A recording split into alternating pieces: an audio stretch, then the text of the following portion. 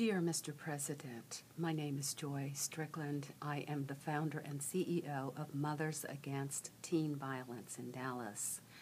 MATV is engaged in public information, education, and advocacy for drug policy reform in Texas. MATV was founded in the aftermath of a personal tragedy.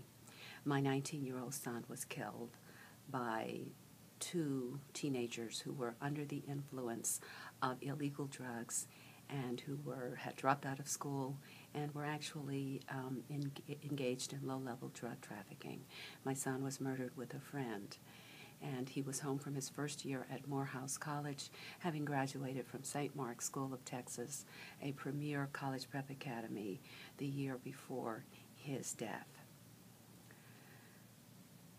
If you had asked me when I lost my son what I thought about the drug war, I probably would have said that that's something that we need. We need to keep drugs out of the hands of our children, and we need to keep drugs out of our communities and to keep our communities safer.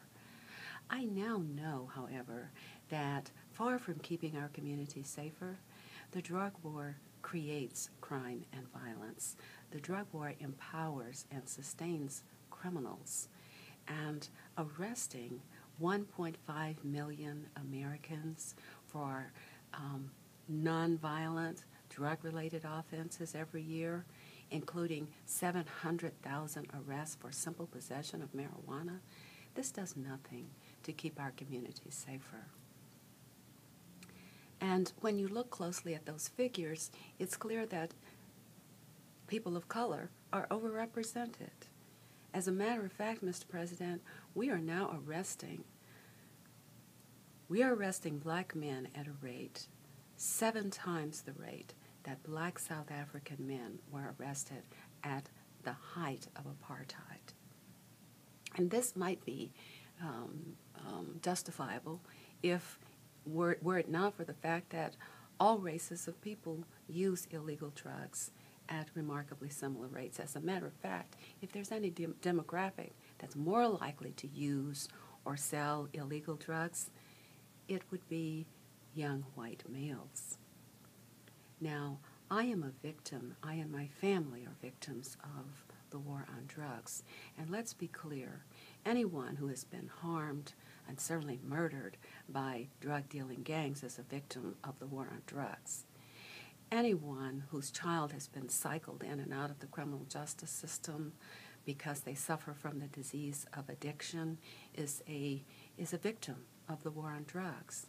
And certainly any child who has been forced to make their way in the world without a parent because that parent has been locked up for a nonviolent drug-related offense is definitely a victim of the war on drugs.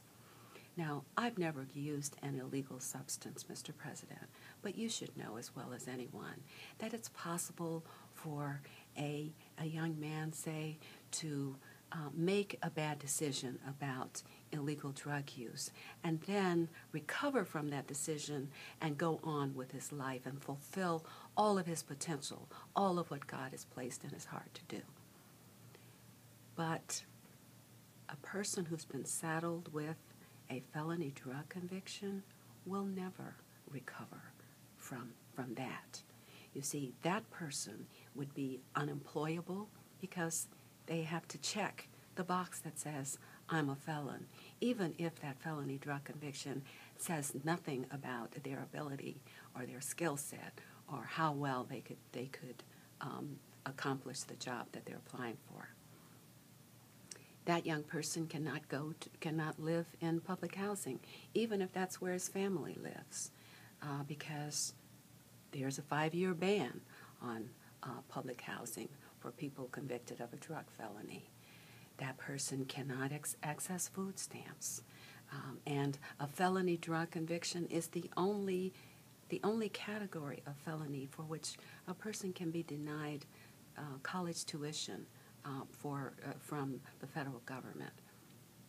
So it's very clear to me, Mr. President, that these harms that have been caused now for decades by the drug war are far more disastrous and far more, the drug war is far more harmful than the problems that it was originally designed to solve.